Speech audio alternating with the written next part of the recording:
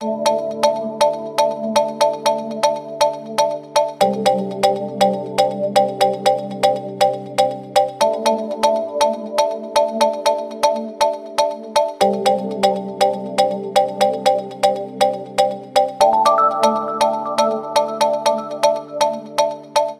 Welcome to press news బులెటిన్ల ముందుగా headlines చూద్దాం. సిద్దిపేటలో మీడియాతో మాట్లాడుతున్న మాజీ మంత్రి ఎమ్మెల్యే శ్రీ హరీష్ రావు.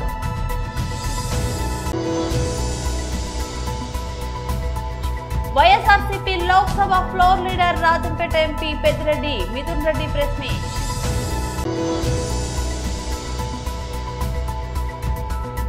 నాగార్జున పిటిషన్ పై ఢిల్లీ హైకోర్టు కీలక ఆదేశాలు. సిద్దిపేటలో మీడియాతో మాట్లాడుతున్న మాజీ మంత్రి ఎమ్మెల్యే శ్రీ హరీష్ రావు. ఎన్నికల ముందు ఏమన్నారు? పెండింగ్ లో ఉన్న 2-3 డిఏలను తక్షణమే ఇస్తాము అని చెప్పారు. పెండింగ్ లో ఉన్న 2-3 ఇయ్యలేదు, కానీ కొత్తగా రావాల్సిన డిఏలు కూడా పేరుకపోయి ఈరోజు రాష్ట్ర ప్రభుత్వ ఉద్యోగులకు 5 డిఏలు పెండింగ్ లో ఉండిపోయినాయి. అంటే రేవంత్ రెడ్డి గారు ఇలా ప్రభుత్వ ఉద్యోగులను చిన్న చూపు చూస్తూ ఉన్నారు. కావాలనే ప్రభుత్వ ఉద్యోగుల పట్ల శీతకన్ను ఈరోజు ఈ కాంగ్రెస్ ప్రభుత్వం పెడతా ఉంది. ఇలా కమిషన్లకు కాంట్రాక్టర్లకు మాత్రం బిల్లులు ఇస్తున్నారు. చిరు ఉద్యోగులు, ప్రభుత్వ ఉద్యోగులు, ఉపాధ్యాయులు అంటే మాత్రం చిన్న చూపు చూస్తూ ఉన్నారు. ఇలా బీఆర్ఎస్ హయాంలో కేసీఆర్ గారి నాయకత్వంలో ఆ రోజు రాష్ట్ర ప్రభుత్వ ఉద్యోగులకు కేంద్ర ప్రభుత్వ ఉద్యోగుల కన్నా ఎక్కువ వేతనాలు ఇచ్చింది కేసీఆర్ ప్రభుత్వం. ఆనాడు మొదటి పీఆర్సీ దేశంలోనే ఎక్కడ లేని విధంగా 42% అందించిన ఘనత కేసీఆర్ ప్రభుత్వాన్ని. రెండవసారి 32% పీఆర్సీ ఇచ్చారు. బీఆర్ఎస్ హయాంలో 72% పీఆర్సీని అందించడం జరిగింది. కరోనా కంటే ముందైతే ఎప్పటి డిఏ అప్పుడే అందించింది బీఆర్ఎస్ ప్రభుత్వం. రేవంత్ రెడ్డి గారు ఏమన్నారు?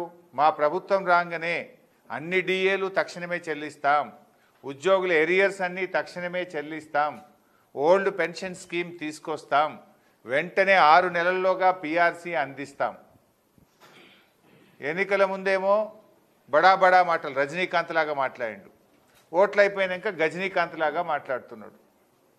నేను అడుగుతా ఉన్నా, ఏమైంది నీ మాటలు? ఏమైనాయి ఉద్యోగులకు? ఇవాళ కేంద్ర ప్రభుత్వం మరో డిఏ ఇచ్చింది, సంతోషం. మరి నువ్వెప్పుడు ఇస్తావు? ఇవాళ 5 డిఏలు. ఈ దేశ చరిత్రలో 28 రాష్ట్రాలుంటే ఏ రాష్ట్రంలో ఏ రాష్ట్ర ప్రభుత్వ ఉద్యోగులకు కూడా 5 డిఏలు పెండింగ్లో లేవు. 5 డిఏలు పెండింగ్లో పెట్టిన ఘనత ఒకే ఒక్క ప్రభుత్వం, అది రేవంత్ రెడ్డి ప్రభుత్వం. భారతదేశంలో ఏ రాష్ట్రంలో కూడా 5 డిఏలు పెండింగ్లో లేవు. ఇది నీ చేతగాని ప్రభుత్వం వల్ల, ఉద్యోగుల పట్ల నీ యొక్క వివక్ష వల్ల ఈరోజు ఇన్ని డిఏలు పెండింగ్లో ఉన్నాయి. నువ్వు 22 నెలలైంది ప్రభుత్వంలోకి వచ్చి. ఆనాడు ఏం చెప్పినావు? 6 నెలల్లోనే పీఆర్సీ ఇస్తా అన్నావు. మరి ఏమైంది? 22 నెలలైనా పీఆర్సీకి అతిగతి లేదు. ఇలా పీఆర్సీ ప్రస్తావనే లేదు. ఎప్పుడు ఇస్తావో చెప్పడం లేదు. పీఆర్సీ ఊసెత్తితే ఉరిమురిమి చూస్తున్నావు నువ్వు. ఇది ఎక్కడి ప్రభుత్వం? ఇక దసరా పండుగ ముంగట ఉద్యోగులు ఎదురు చూశారు ఆశగా. నువ్వు చెప్పినావు కదా, నెలకు 750 కోట్ల మీ ఎరియర్స్ క్లియర్ చేస్తా అని మాట ఇచ్చినావు. డిఏలు ఇస్తా అన్నావు, పీఆర్సీలు ఇస్తా అన్నావు. ఇస్తావేమో అని దసరా పండుగ రోజు ఆశగా ఎదురు చూసినటువంటి చిరు ఉద్యోగులకు, రాష్ట్ర ప్రభుత్వ ఉద్యోగులకు తీవ్ర నిరాశ మిగిలింది. నువ్వు ఆనాడు అభయహస్తం అన్నావు. నీ అభయహస్తం కాస్త అప్పన్న హస్తం అన్న చెప్పిన మాటలు ఉత్త దండగానే అయిపోయింది. YSRCP Lok Sabha floor leader Rajampet MP Peddireddy Mithun Reddy press meet. ఇచ్చిన బెయిల్ ఆర్డర్ని ఒకసారి చదవమని కూడా నేను అందరిని కూడా అడుగుతున్నాను. దాంట్లో ఇచ్చిన పాయింట్స్ 100% నిజమని చెప్పి కూడా నేను తెలియజేస్తా ఉన్నాను. గౌరవ కోర్టు ఏదైతే ఆర్డర్లో విషయాలు చెప్పిందో అవన్నీ కూడా మీ అందరిని కూడా నేను ఒక్కసారి చదవమని చెప్పి కూడా నేను కోరుతా ఉన్నాను. ఇది వరకు ప్రెస్ మీట్ పెట్టి చెప్పడం జరిగింది. ఎన్ని ఇబ్బందులు పెట్టినా కూడా, ఎటువంటి ఇబ్బందులు పెట్టినా కూడా ఎదుర్కొనేదానికి సిద్ధంగా ఉంటామని చెప్పి ఈరోజు ఇన్ని రోజులు జైల్లో పెట్టిన తర్వాత కూడా మళ్లీ అదే మాట చెప్తా ఉన్నాను. ఎక్కడ కూడా అధైర్యపడే ప్రసక్తే ఉండదు. ఎక్కడ కూడా ఈరోజు పార్టీని ఇబ్బంది పెట్టినా వెనక తగ్గే ప్రసక్తి ఉన్నదని చెప్పి కూడా నేను ఈరోజు తెలియజేస్తాను. ఇది ప్రతిసారి తెలుగుదేశం పార్టీ అధికారంలో ఉన్నప్పుడు ఎప్పుడు తెలుగుదేశం పార్టీ అధికారంలోకి వచ్చినా కూడా కేసులు పెట్టే పరిస్థితి చూస్తూనే ఉన్నాము. 2014-19లో కూడా తప్పుడు కేసు పెట్టి జైల్లో పెట్టడం జరిగింది. అప్పుడు కూడా చెప్పినాను ఇది తప్పుడు కేసు, ఇది కేవలం హరాస్మెంట్ చేసేదానికే పెడుతున్నారని ఆ రోజు కూడా నేను చెప్పడం జరిగింది. అయినా కూడా అక్రమంగా అరెస్ట్ చేసి నన్ను బిఎం మధుసూదన్ రెడ్డి గారిని చెవిరెడ్డి భాస్కర్ రెడ్డి గారిని కూడా ఆ రోజు కూడా జైల్లో పెట్టడం జరిగింది. తర్వాత ఎవరైతే కేసు పెట్టించారో అదే వ్యక్తి కోర్టులో వచ్చి చెప్పడం జరిగింది, ఎక్కడ కూడా బలవంతంగా మా దగ్గర పెట్టించారు, వీళ్ళు తప్పు చేయలేదని చెప్పి ఆ కేసు కూడా కొట్టేయడం జరిగింది. అంతేకాదు అంతకుముందు తెలుగుదేశం అధికారంలో ఉన్నప్పుడు కూడా నేను ఇంజనీరింగ్ కాలేజ్లో చదివేటప్పుడు కూడా నా జీవితంలో మొట్టమొదటి కేసు పెట్టింది తెలుగుదేశం ప్రభుత్వం. తెలుగుదేశం ప్రభుత్వం ఎప్పుడున్నా కూడా ఇటువంటి హరాస్మెంట్ చూస్తూనే ఉన్నాము. ముఖ్యంగా ఈ జైల్లో ఉన్నన్ని రోజులు కూడా ఈ కష్టకాలంలో అండగా నిలబడిన మా పార్టీ అధ్యక్షులు జగన్మోహన్ రెడ్డి గారికి, అదేవిధంగా మా పార్టీ గౌరవ పెద్దలకు, మా పార్టీ క్యాడర్కి అందరూ కూడా వెన్నంటుండి సపోర్ట్గా ఉన్న ప్రతి అందరికి కూడా మనస్ఫూర్తిగా నేను ధన్యవాదాలు తెలియజేస్తా ఉన్నాను. ఈ కేసు పెట్టి సాధించింది ఏమీ లేదు, ఒక పైశాచిక ఆనందం పొందడం తప్పితే, అదేవిధంగా మా తల్లిదండ్రుల్ని మానసికంగా వేధించడం ఒకటి సాధించినారు తప్పితే ఈ కేసు వల్ల సాధించింది ఏమీ లేదు.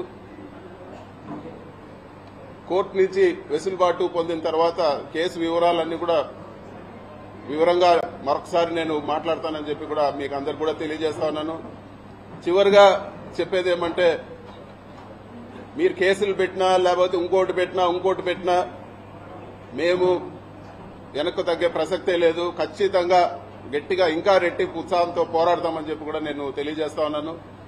ఎక్కడ కూడా వైఎస్ఆర్ పార్టీ క్యాడర్ గాని లేకపోతే నాయకులు గాని ఎక్కడ కూడా ఆధారపడే పరిస్థితి ఉండదని చెప్పి కూడా నేను తెలియజేస్తా ఉన్నాను. ప్రముఖ సినీ నటుడు అక్కినేని నాగార్జునకు ఢిల్లీ హైకోర్టులో భారీ ఊరట లభించింది. ఆయన వ్యక్తిగత హక్కులకు, పర్సనాలిటీ రైట్స్ రక్షణ కల్పిస్తూ న్యాయస్థానం కీలక మధ్యంతర ఉత్తర్వులను జారీ చేసింది. కృత్రిమ మేధ డిపెక్ట్ టెక్నాలజీలను ఉపయోగించి తన పేరు, స్వరం, ఫోటోలను అనుమతి లేకుండా వాణిజ్య ప్రయోజనాలకు వాడుకోవడాన్ని సవాలు చేస్తూ నాగార్జున పిటిషన్ దాఖలు చేశారు.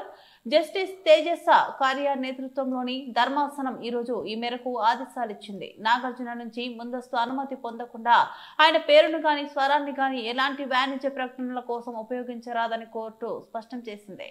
ఏఐ, మోషన్ లెర్నింగ్, డిఫెక్ట్స్ వంటి టెక్నాలజీల ద్వారా నాగార్జున గుర్తింపును దుర్వినియోగం చేస్తే కఠిన చట్టపరమైన చర్యలు తప్పవని హెచ్చరించింది. ప్రస్తుతం డిజిటల్ యుగంలో సెలబ్రిటీల హక్కుల పరిరక్షణకు సంబంధించి ఈ తీర్పు ఒక మైలురాయిగా నిలుస్తుందని న్యాయ నిపుణులు భావిస్తున్నారు. విచారణ సందర్భంగా నాగార్జున తరపున సీనియర్ న్యాయవాదులు ప్రవీణ్ ఆనంద్, వైభవ్ గగ్గర్, వైశాలి మిత్తల్ వాదనలు వినిపించారు. 95 చిత్రాల్లో నటించి 2 జాతీయ పురస్కారాలు అందుకున్న నాగార్జునకు సోషల్ మీడియాలో భారీగా అభిమానులు ఉన్నారని వారు కోర్టు దృష్టికి తీసుకెళ్లారు.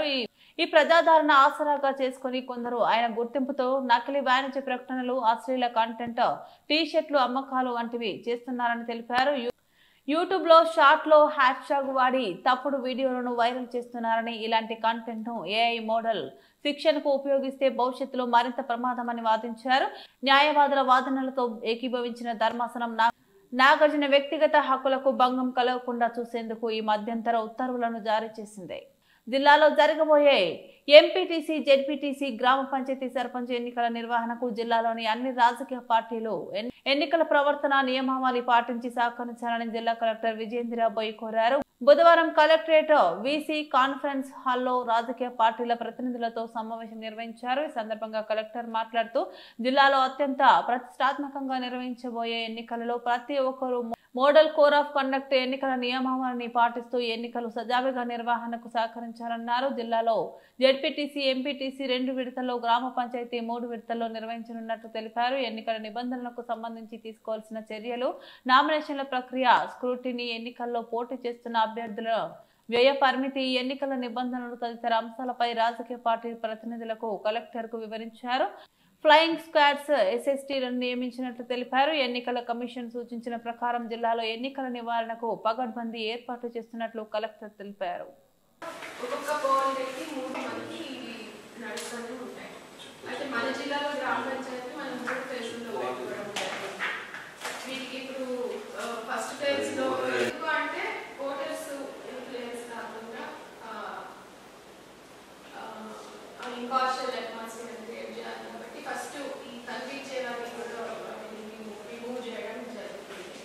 ములుగు జిల్లా బీఆర్ఎస్ ఏటూరు నాగర్ మండల ఎన్నికల సన్నాహక సమావేశంలో కాకులమారి లక్ష్మణబాబు ముఖ్య అతిథిగా హాజరై ఈ సందర్భంగా ఆయన మాట్లాడుతూ అధికారం సాధించాలని గ్రామాల్లో కులమతాల మధ్య చిచ్చు పెడుతూ అభ్యర్థులను భయపెడుతూ బెదిరింపులకు పాల్పడుతున్నారని, వారి బెదిరింపులకు భయపడొద్దని, అండగా ఉంటారని, ఎంతకైనా వెనుకాడబోమని పార్టీ శ్రేణులు ధైర్యంగా ముందడుగు వేయాలని ప్రజలు అన్ని గమనిస్తున్నారన్నారు.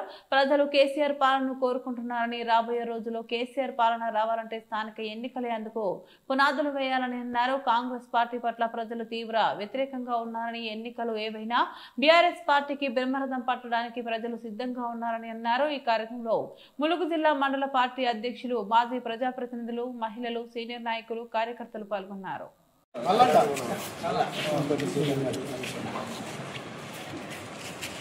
మన ప్రియతమ నాయకుడు కాల్వకుంట్ల తారక రామారావు గారు, మన working president, BRS party working president గారు ఆదేశాల మేరకు వారు ఒక బ్రహ్మాండమైన ఒక ఆయుధాన్ని మన చేతికి ఇచ్చిండ్రు.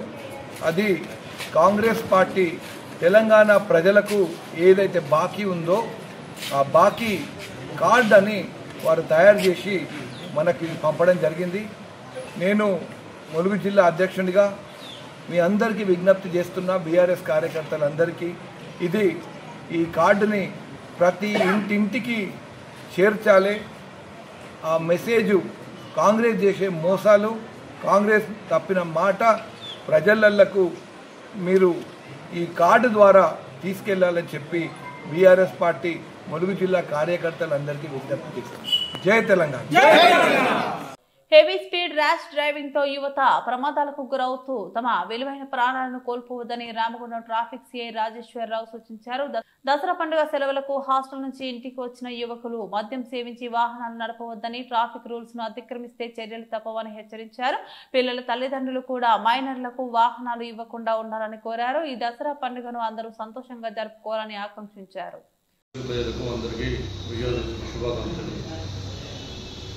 ఎల్లుండి 2వ తరగతి జరుపుకోబోయే విజయదశమి శుభాకాంక్షలకు నేను తెలియజేయలేదు. అనగా పిల్లలు చాలామంది స్కూల్లో నుండి స్కూల్స్ కానీ కాలేజెస్ కానీ హాలిడేస్ కిందకి వస్తారు. సో 80% పిల్లలకు మైనర్లకు బండ్లు ఇవ్వకూడదు. ప్లస్ ఎవరన్నా ద్విచక్ర వాహనదారులు కానీ ప్లస్ 4 వీలర్స్ కానీ ఏదైనా పండుగ వాతావరణంలో అందరూ మంచిగా జరుపుకోవాలని కోరుకుంటున్నాం ట్రాఫిక్ నుండి. సో ఎలాంటి పరిస్థితుల్లో ఎవరు మద్యం తాగి బండ్లు నడపకూడదు. ఎందుకంటే పండుగ వాతావరణంలో జరగని ఇష్యూ జరగకుండా చూసుకోవాలని కోరుకుంటున్నాము. సో అందరూ ట్రాఫిక్ నియమాలు పాటించుకుంటూ అందరూ వాళ్ళ ఫ్యామిలీతోని విజయదశమి సంతోషంగా జరుపుకోవాలని కోరుకుంటున్నాము. ద్విచక్ర వాహనాలు ఇంట్లో నుండి బయటికి వెళ్ళే వాళ్ళు ప్రతి ఒక్కరూ ఇప్పటి నుండి హెల్మెట్ లేకుండా బయటికి రావద్దని విజయదశమి సందర్భంగా అందరినీ ద్విచక్ర వాహనాలు కోరుకుంటున్నాం. Thank you. సియోల్ సమీపంలోని ఫ్యాంగ్యోలో వేస్ట్ టు ఎనర్జీ ప్లాంట్ ను సందర్శించిన మంత్రి నారాయణ పర్యావరణహితంగా చెత్త నుంచి విద్యుత్తును తయారు చేస్తున్న ప్లాంట్ ను పరిశీలించిన మంత్రి మున్సిపాలిటీలో ఉత్పత్తయ్యే మన వ్యర్థాలను 1000 డిగ్రీలకు పైగా వేడిలో తగలబెట్టి విద్యుత్తును ఉత్పత్తి చేస్తున్న ప్యాంగో ప్లాంట్ ఏపీలోను చెత్తరహిత మున్సిపాలిటీల కోసం వేస్ట్ టు ఎనర్జీ ప్లాంట్లు మరో 6 ఏర్పాటు చేస్తున్న ప్రభుత్వం ప్యాంగో ప్లాంట్ లో ఉపయోగిస్తున్న టెక్నాలజీ, విద్యుత్ తయారీ అంశాలను మంత్రికి వివరించిన దక్షిణ కొరియా అధికారులు అంతకుముందు Kunhwa engineering global theme park resorts and holding చైర్మన్లతో భేటీ అయిన మంత్రి టూరిజం, ఎంటర్టైన్మెంట్ రంగాల్లో అగ్రగామిగా ఉన్న స్మార్ట్ సిటీల నిర్మాణం, వేస్ట్ టు ఎనర్జీ ప్లాంట్ లో గ్లోబల్ థీమ్ పార్క్ డెవలప్మెంట్ పై చర్చ.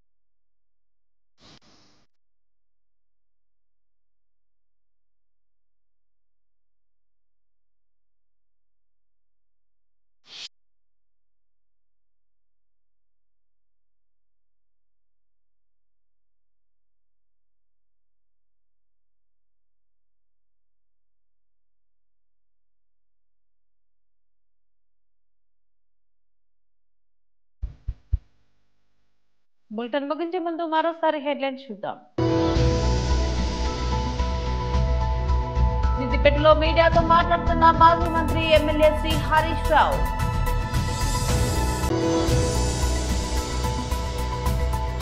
YSRCP Lok Sabha floor leader Rajampet MP Peddireddy Mithun Reddy press meet.